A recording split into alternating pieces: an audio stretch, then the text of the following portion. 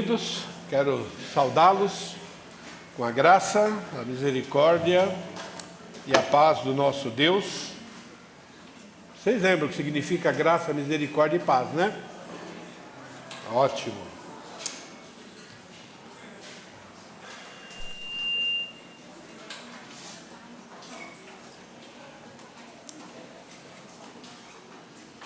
Todos estão concentrados? Gostei do exercício da semana passada, antes da mensagem.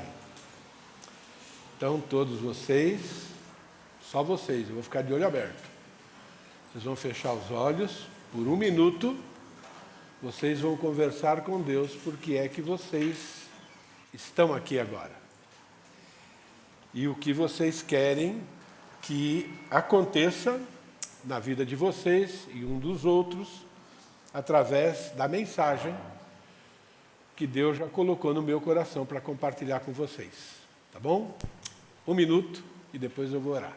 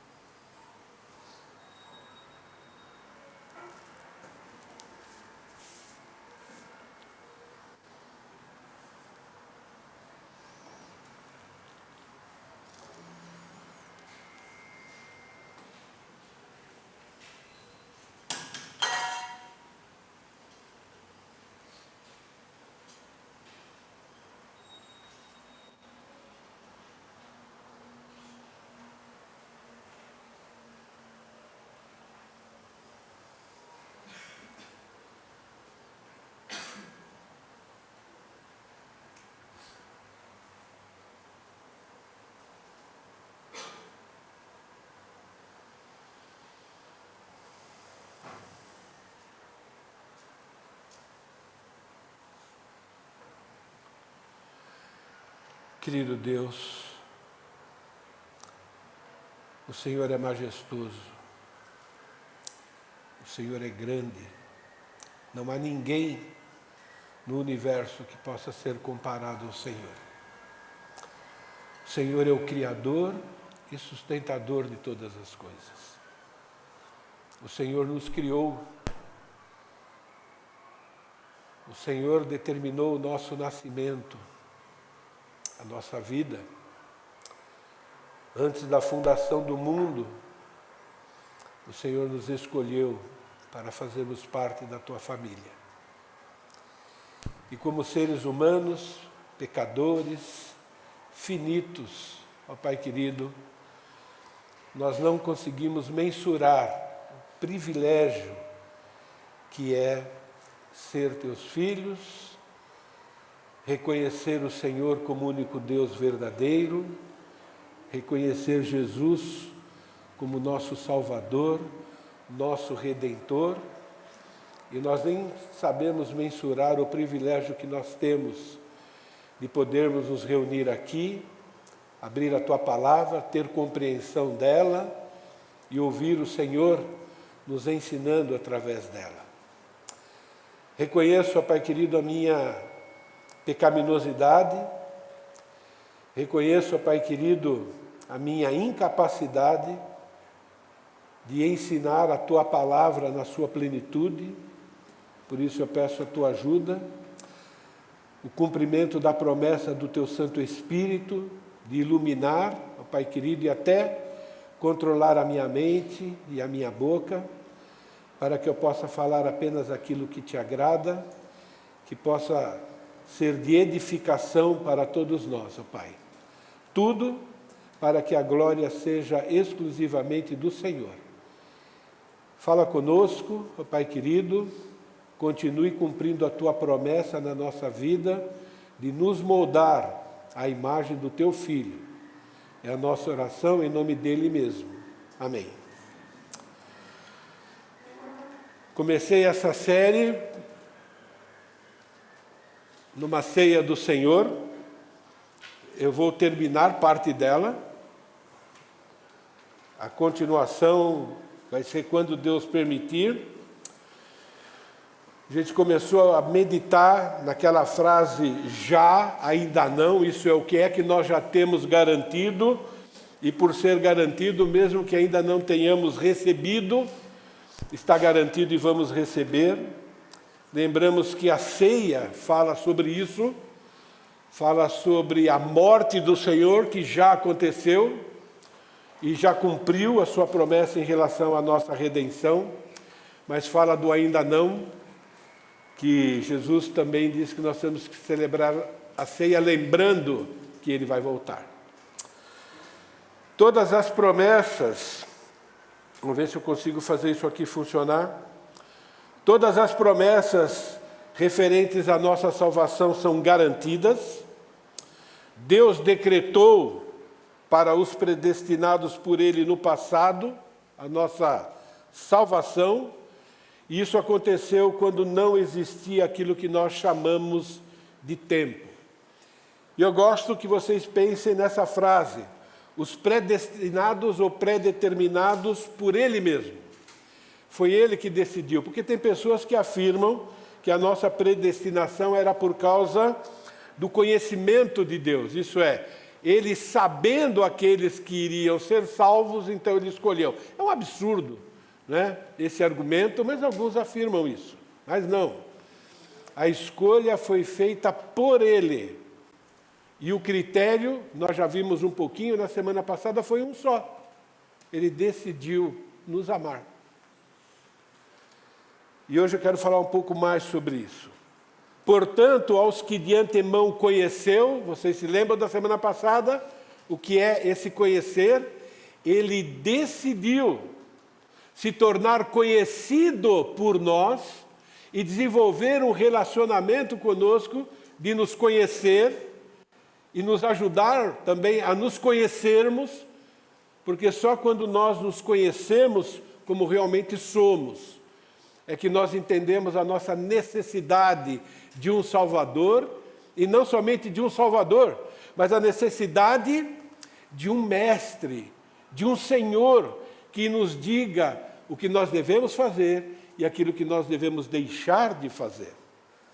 Aqueles que Ele conheceu também predestinou, significa que Ele decidiu, Ele ordenou, Ele designou para serem conforme a imagem do Seu Filho.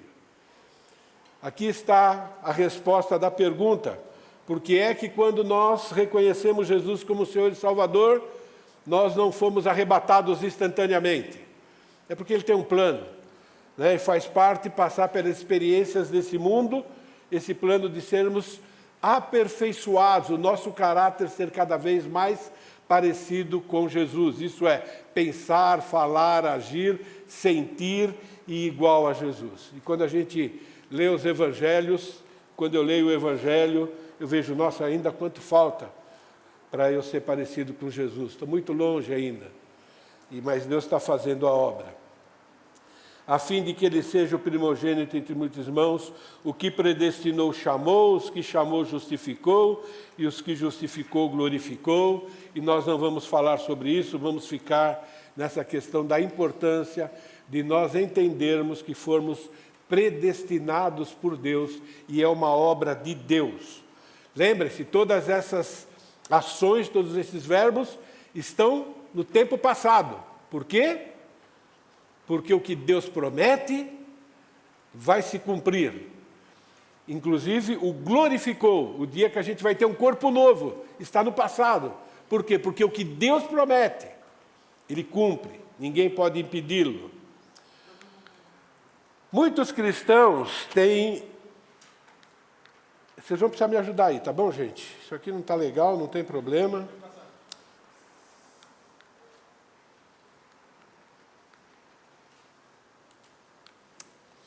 Muitos cristãos têm muita dificuldade de aceitar as doutrinas em relação à predestinação, em relação à eleição. E na semana passada eu falei que um dos motivos, não é o principal, não é o único, mas um dos motivos, e nós precisamos entender isso, de Deus decretar ou predestinar alguns para a salvação, é o fato de que nenhum ser humano tem o desejo natural de se relacionar com Deus, de conhecer Deus e de ser conhecido por Ele. Nenhum ser humano nasce com esse desejo. Nenhum. Está escrito, não há justo, nem sequer um. Está repetindo uma citação do Antigo Testamento. É muito importante que nós entendamos que essa questão de Antigo e Novo Testamento, ok, pode fazer com que a gente valorize mais um em detrimento de outro, e na verdade a Bíblia é uma só. Você não vai conhecer Deus sem o Antigo Testamento. Você não tem uma visão adequada de Deus sem a ajuda do Antigo Testamento. Não há justo nem sequer um, não há quem entenda, não há quem busque a Deus.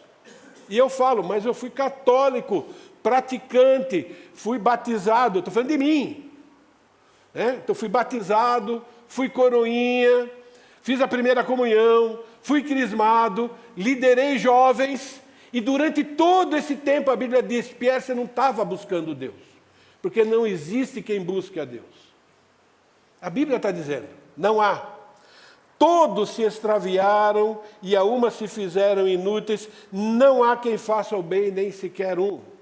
Aí você pode alistar, nossa, mas eu faço tantas coisas boas, eu fiz tantas coisas boas. Eu fiz um monte de coisa boa quando eu era descrente, mas religioso. Mas não foi para Deus. Não foi para agradar a Deus. Foi para conquistar coisas de Deus. Foi por egoísmo e outras coisas mais. Mas essa frase, não há quem busque a Deus, esse verbo significa não tem ninguém que deseja se relacionar com Deus, conhecer Deus, ter interesse por Deus, como aquele que te criou, como aquele que vai dizer para você o que é certo e errado, o que você pode ou o que você não pode fazer. Ninguém busca a Deus dessa maneira, exceto quando Deus começa a trabalhar na vida daquela pessoa propositadamente. Quer uma prova disso? Que não há quem busque a Deus? O que aconteceu com Adão? Outrora perfeito, quando ele pecou. O que aconteceu com ele? Quando ele ouviu a voz de Deus, ele correu para Deus. Oh, Deus, fiz besteira, né? Estou com um monte de sentimento errado aqui. Agora que o Senhor veio, agora de tarde, como é comum, para a gente bater aquele papo, eu preciso entender o que está acontecendo comigo, me fala. Ele fez isso? Ele deu no pé, foi se esconder de Deus. É a prova. Nós, como cristãos, agora salvos, nós corremos o risco de fazer a mesma coisa. É só brincar um pouquinho com o pecado, você começa a correr de Deus. Começa a correr de Deus. Nenhum ser humano tem a iniciativa de ter um relacionamento com Deus. Os seres humanos querem distância de Deus. Pior ainda, todo ser humano, além de não querer saber de Deus, a Bíblia afirma que todo ser humano nasce com ódio de Deus. Pierre, você está exagerando. Então, você pega aquele bebezinho, piquititico. Bom, a Bíblia diz que ele nasce com ódio de Deus. É só ele começar a poder manifestar as suas vontades, e começa cedo, e vai aumentando a capacidade, ele vai demonstrando o ódio que ele tem por Deus. É por isso, e é só por isso, que Deus teve que escolher alguns, predestinar alguns, senão ninguém seria salvo. É o que a Bíblia afirma. E nós não podemos fugir disso. Todo ser humano natural, então, o que a gente entende por essa frase natural, tá bom?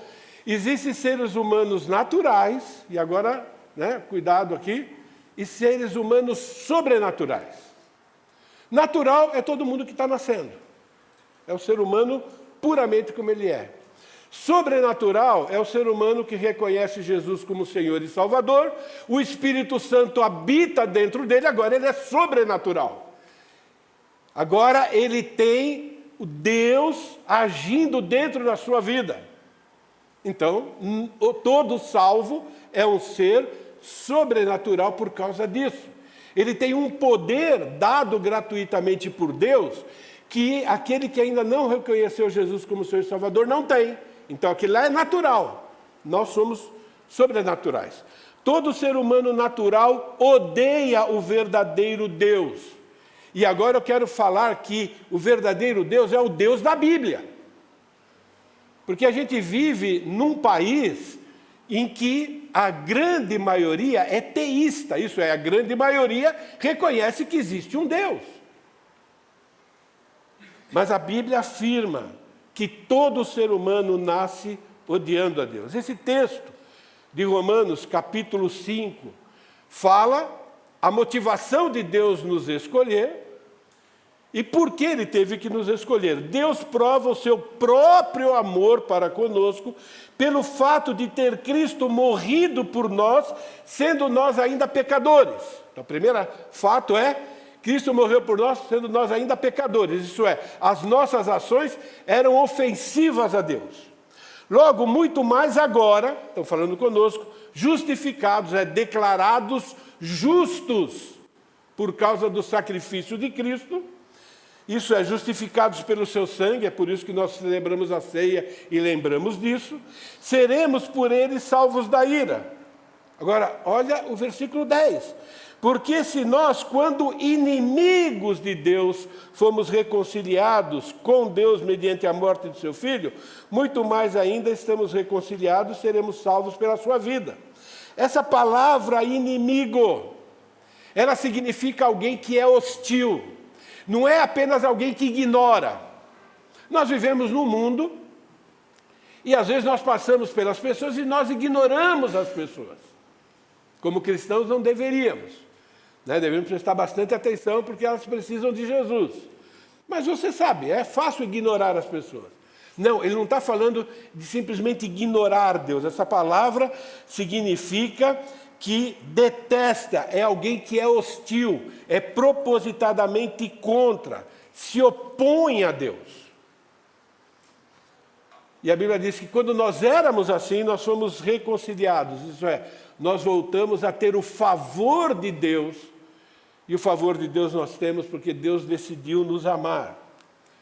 Mas aqui Deus está afirmando também que por causa da natureza pecaminosa, todos os seres humanos detestam e tratam Deus como inimigo. Você vai falar, mas não é assim. Mas a Bíblia diz que é assim. Ou eu estou enganado, ou a Bíblia está enganada. Mas a Bíblia diz que é assim. A palavra inimigo aqui é a mesma usada para descrever as ações perversas do diabo na parábola do semeador. Você lembra a parábola do semeador? Eu vou ler aqui. Respondeu, Jesus fez aquela ilustração, O semeador saiu a sair pelo caminho, caiu uma semente aqui, outra ali, e assim por diante. Ele respondeu, aquele que semeou a boa semente é o Filho do Homem. Falando de Jesus. A boa semente é aquilo que ele ensinava. A boa semente é o que vocês estão ouvindo agora da palavra de Deus. O campo é o mundo e a boa semente são os filhos do reino. Lembra que nós estamos num reino, mas qual é aquele reino? Aquele reino espiritual. Vai existir ainda o reino literal. O joio são os filhos do maligno. E o inimigo que o semeia é o diabo. E essa palavra, o inimigo, é a mesma que está lá em Romanos, quando diz que todos nós éramos inimigos de Deus, e Deus assim, ainda assim nos amou. O diabo não ignora Deus. O diabo ele faz tudo para contrariar Deus. Ele se opõe a Deus. Ele é contra Deus. Ele quer tomar o lugar de Deus. Esse é o papel do diabo. Entende? Ele é um inimigo de verdade, ele ataca. Ok? A Bíblia diz que na descrença nós éramos assim. É muito importante nós entendermos quem nós éramos. Só assim nós vamos entender e tentar mensurar o amor de Deus por nós. Porque é natural do ser humano se achar muita coisa. E, na verdade, nós somos inimigos de Deus na incredulidade. E ainda como filhos de Deus agora, nós ainda somos pecadores. E muitas vezes agimos contra Deus. E às vezes conscientemente. O diabo é o inimigo de Deus, sempre está agindo contra Deus, contra os padrões justos e morais do nosso Deus. Vivemos numa sociedade assim. Gente, há muitos exemplos na sociedade atual sobre pessoas agindo abertamente contra os padrões estabelecidos por Deus. Agir contra os padrões estabelecidos por Deus é agir diretamente contra Deus. É o que a Bíblia diz. Entende? O mundo está dividido em dois grupos. Um que vive como Deus gosta e outro que vive como o diabo gosta. É assim que é dividida a humanidade. Uns, pela graça de Deus, se tornaram filhos de Deus e tem que entender que precisa viver do jeito que Deus gosta. E outros continuam vivendo como o diabo gosta porque são filhos do diabo. E por que é importante a gente lembrar isso da ceia? Será que a nossa gratidão por Deus ter nos tirado daquela nojeira e daquele estilo de vida é demonstrado no nosso dia a dia? Será que nós estamos vendo a humanidade como pessoas que são inimigas de Deus e que nós temos o privilégio de sermos os instrumentos de Deus para que aqueles que são eleitos por Ele passem para o lado de cá? Entende? O que está acontecendo nas Olimpíadas, né, tem muita gente falando, né, a questão padrão moral que está sendo propagado lá e tudo mais. Irmãos, aquilo lá não me afeta em nada. O que a gente espera do descrente? O que a gente espera do filho do diabo? Não tinha que se assustar. Deus só está mostrando como é que é, né? Como é provado que ninguém busca a Deus. E a Bíblia diz que à medida que a volta de Cristo está mais próxima, isso é, cada dia, as coisas vão piorar, porque Deus quer deixar bem escancarado o que é ou como agem as pessoas que são contra Ele. A nossa preocupação, irmãos, e o que nós devemos pensar, é em relação aos religiosos. A gente não percebe como os religiosos são contra Deus e agem como inimigos de Deus. O ódio contra Deus não é apenas por parte dos ateus. Eu quero citar alguns exemplos de ódio disfarçado contra Deus por parte de pessoas religiosas. Você já foi falar do Evangelho para alguém e você ouve essa frase? O nosso Deus é o mesmo. Já ouviu isso? É a maior mentira do mundo. Não é o mesmo. Inclusive, entre os salvos, tem Deus diferente. Cada um de nós parece que cria um Deus particular. E a gente precisa tomar cuidado com isso. Não é? Mas você já ouviu essa frase? O que importa é acreditar em Deus. Agora, quando você ouvir isso, você pergunta para ele, tá bom, mas de que Deus você está falando? Eu preciso entender de que Deus você está falando. Não é? Por exemplo, religiões que afirmam que acreditam em Deus e acreditam em Jesus, mas afirmam se o inferno existir é uma ação injusta e desproporcional da parte de Deus. Já pensou nessa frase? Essa frase aqui, tá bom? Está lá no centro de pesquisa da Ellen White, a fundadora do Adventismo. Então, se você vai falar com o adventista, ele vai falar sobre Jesus, não vai? Vai falar sobre Deus, não vai? Assim como os católicos, assim como outras, tem que falar seitas, ok? Eles dizem que ama a Deus, eles dizem que ama Jesus, mas eles não amam o Deus da Bíblia, porque para eles, o Deus da Bíblia, se o inferno existe, a Bíblia diz que o inferno existe, então esse Deus ele é injusto e é desproporcional. É um castigo muito grande em relação a um pecadinho muito pequenininho que é ofender Deus, na mente deles. Vou ler aqui.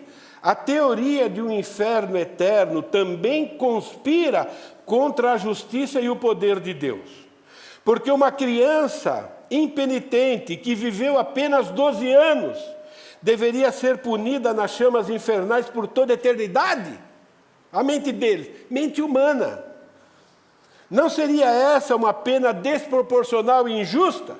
Cremos, portanto, que a teoria de um tormento eterno no inferno é antibíblica. Olha que coisa! Conflitante com o caráter justo e misericordioso de Deus. Eles estão afirmando isso. Eles odeiam o Deus da Bíblia que afirma que punirá com tormento eterno todos aqueles que não reconhecem Jesus como Senhor e Salvador, como aquele que morreu para pagar o preço dos nossos pecados. Eles odeiam esse Deus. Então eles odeiam o Deus verdadeiro. E agora, por eles odiarem a Deus, eles pegam uma Bíblia que é parecida com a nossa, em quase tudo, e agora eles reinterpretam a Bíblia, eles mudam, entende? Eles transtornam a Bíblia.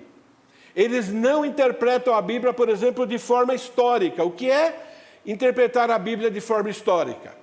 Eu tenho que entender o que o escritor original escreveu para os ouvintes originais. Quando os ouvintes originais... O que eles entenderam? Entende? É assim que se interpreta a Bíblia. Eu vou apertar aqui, gente. Tá bom. Marcos, capítulo 9, versículos 43 até o versículo 48, eu não vou ler todo esse texto, mas 3 vezes repete a seguinte frase: lançado no inferno, onde o fogo nunca se apaga, onde o seu verme nunca morre e o fogo não se apaga. Aí no versículo 45 e 46 a mesma coisa, versículo 47 e 48 a mesma coisa. O que será que as pessoas que estavam próximas a Jesus naquela época, ao ouvirem isso, entenderam? Uma lenda? Bom, se quando eu morro tudo acaba, como é que faz sentido Jesus falar sobre algo que vai acontecer com alguém depois da morte? É deturpar as Escrituras. 1 Tessalonicenses, capítulo 1, versículo 8 e 9. Ele punirá os que não conhecem a Deus. Olha o termo conhecer. Que não têm intimidade com Deus, que não se interessam por aquilo que agrada a Deus ou desagrada a Deus. Então Deus punirá, Ele punirá aqueles que não conhecem a Deus. Os que não obedecem ao Evangelho do Senhor Jesus Cristo, eles sofrerão pena de destruição eterna. A separação da presença do Senhor e da majestade do seu poder. Pessoas que dizem que conhecem Deus, que amam a Deus e que amam a Jesus, e odeiam ou não concordam com a Bíblia, eles odeiam a Deus. Eles odeiam o Deus que vai punir com sofrimento eterno aqueles que estão rejeitando Jesus, o acusando de injusto, exagerado, sanguinário e tudo mais.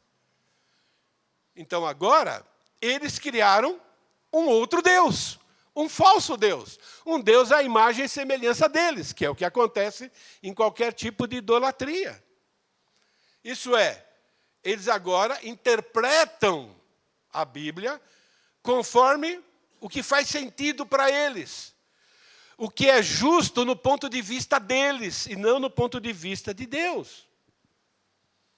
Eles odeiam o Deus verdadeiro. Entende? E ao fazer isso, eles estão agora, ao propagar a doutrina deles, eles estão fazendo aquilo que Deus quer ou eles estão fazendo aquilo que o diabo quer? Entende? Isso é muito importante. Porque qual é o papel do diabo? Levar o máximo de gente possível com ele ao sofrimento eterno. Qual é o papel do diabo? Fazer com que as pessoas sejam contra Deus. Eles inventam uma doutrina, enganam muita gente, eles estão vivendo como o diabo gosta. Mas são religiosos. E às vezes, cuidado agora com o que eu estou dizendo, né? tem o nosso respeito como se fosse de alguém que é salvo. Nós temos que respeitar todo ser humano, gente, pelo amor de Deus. Aqui nós não estamos falando contra o ser humano em si. Mas nós temos que entender a verdade bíblica. Outro exemplo de religiosos que afirmam crer em Deus, isso aqui é mais escrachado, mas está acontecendo. Né? Por exemplo, alguns adeptos da ideologia de gênero. Sabe que tem pessoas que apoiam relacionamento sexual entre pessoas do mesmo sexo, e essas pessoas se consideram evangélicas, amam a Deus e dizem que amam a Jesus. Isso é tão verdade que em 2012, já faz um tempão, hein, gente? Eles lançaram a Bíblia gay. Vocês entendem isso? Eu mudei aqui e aí não mudou. Acho que eu mudei aqui e aí não mudou. Inclusive, se alguém quiser comprar essa Bíblia gay aí, custa R$420, viu? Gente, eles lançaram isso. Né? É uma prova. Né? Eu vi, está aqui, eu vi lá no Amazon. Não é?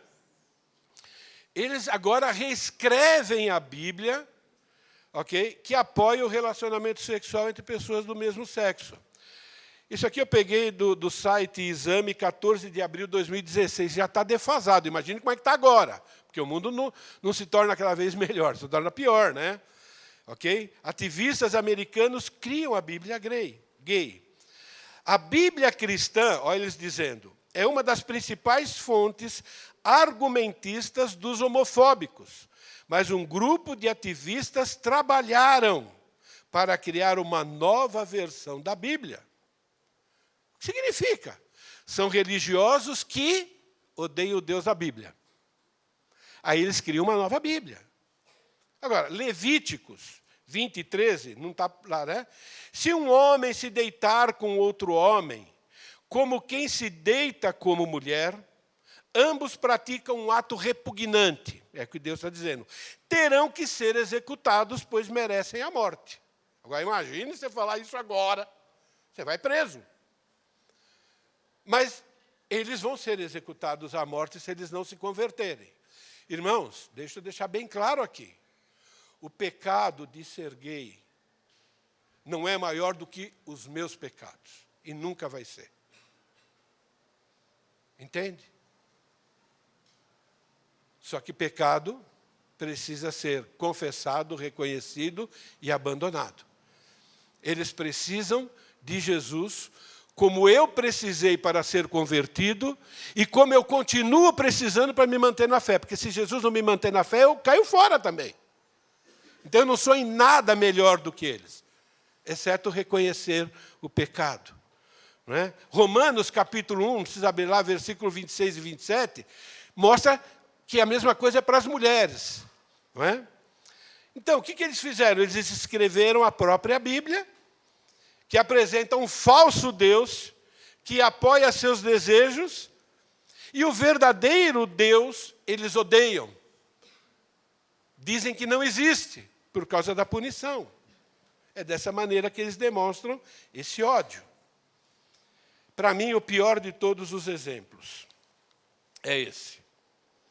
Pastor que se diz evangélico, acusa disfarçadamente Deus, e eu coloquei entre aspas, do Antigo Testamento, porque está interpretando errado o Antigo Testamento, de ser racista, sexista e xenofóbico. Então eu vou ler, está publicado, né? Pregou numa mensagem, diz, a Bíblia precisa ser atualizada. Agora, ouça isso, gente. A pregação literal do livro sagrado perpetua pecados, como racismo, sexismo e xenofobia. Racismo, você já sabe, né? Cuidado, né? É um ser humano, por N motivos, se achar superior ao outro. Tudo igual, mas ele se acha superior. Seja lá por qual motivo. Alguns dizem que é por causa da cor, né? Mas a gente sabe que vai além da cor. Sexismo é discriminação fundamentada no sexo. Por exemplo, ele discorda da diferença de papéis entre o homem e a mulher. É isso que significa. E xenofobia é ódio, receio, hostilidade, rejeição por pessoas estranhas ao seu meio ou costume.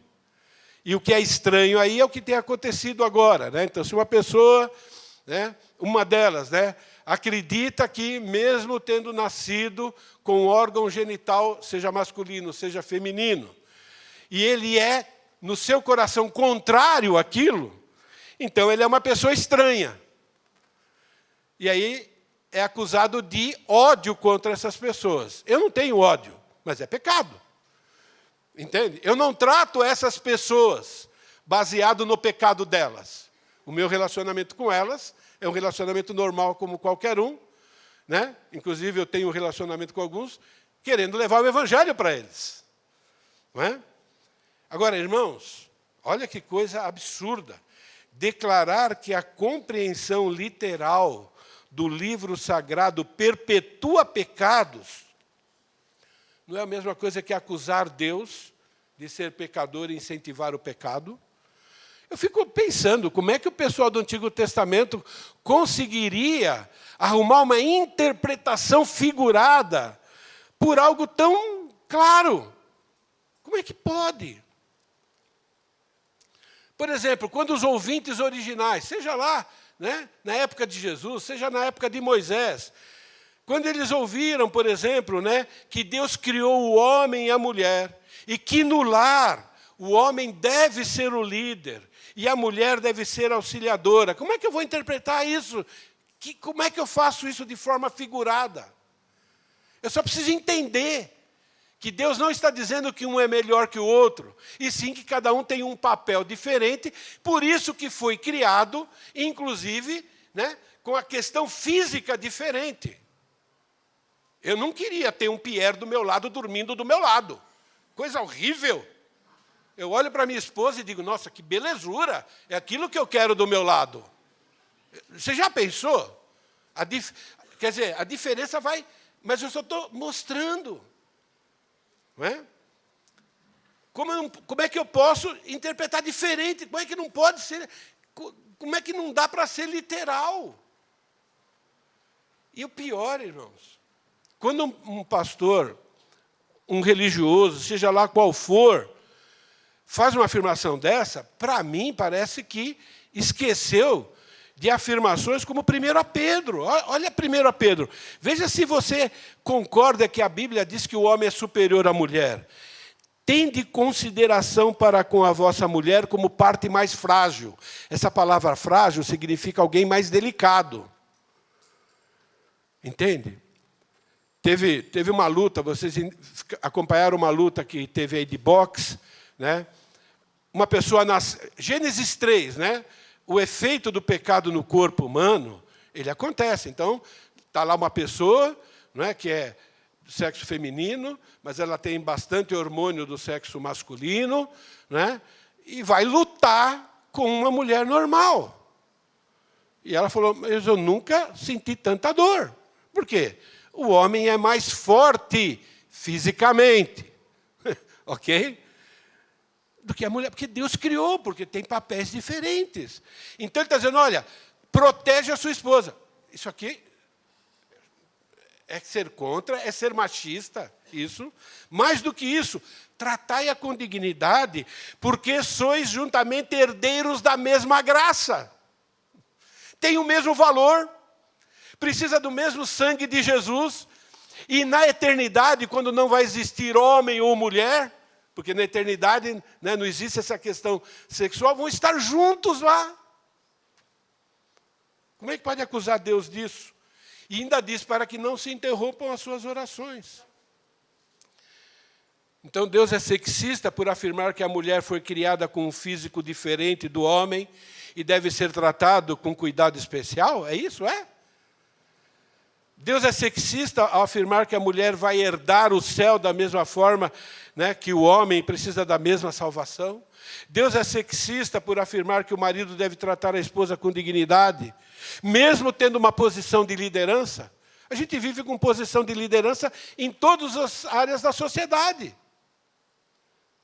Afirmar que Deus é racista, por exemplo, por escolher Israel para ser o povo que representa o verdadeiro Deus aqui, e para apresentar esse verdadeiro Deus para que as pessoas se convertam e venham. Isso é ser racista.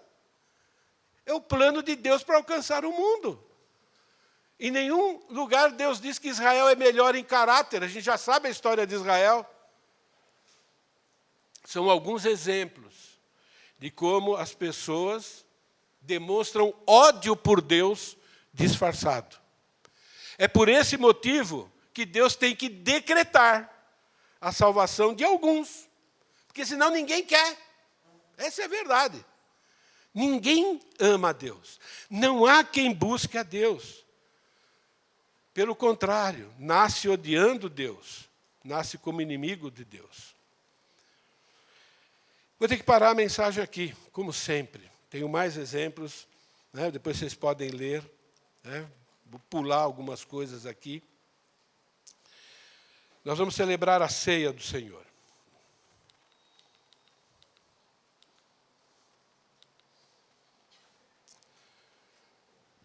Se Deus não tivesse a iniciativa de decretar a salvação de quem Ele quis, nenhum ser humano seria salvo. Nenhum de nós. A gente vai celebrar a ceia agora. Você reconhece que quando você era incrédulo, agia como inimigo de Deus? Que você tinha ódio de Deus?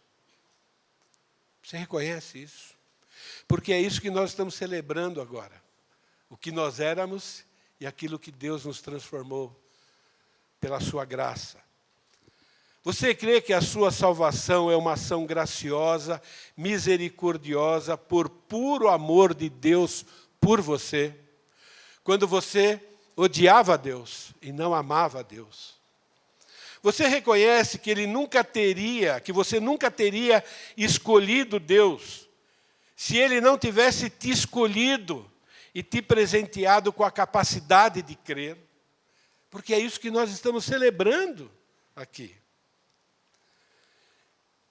Se Deus não tivesse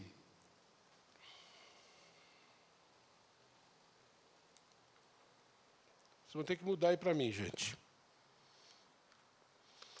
Se Deus não tivesse eleito você para ser salvo, você reconhece que você nunca o escolheria para ser o seu Deus? Você lembra de alguns textos bíblicos que confrontam você e você preferia que Deus fosse diferente? Que tivesse lá um texto bíblico que encaixasse o seu desejo com o desejo de Deus? Você é grato por ter sido predestinado por Deus para crer no sacrifício de Cristo e ser adotado como filho?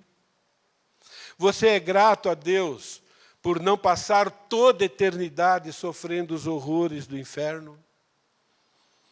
É isso que nós, entre outras coisas, celebramos na ceia do Senhor.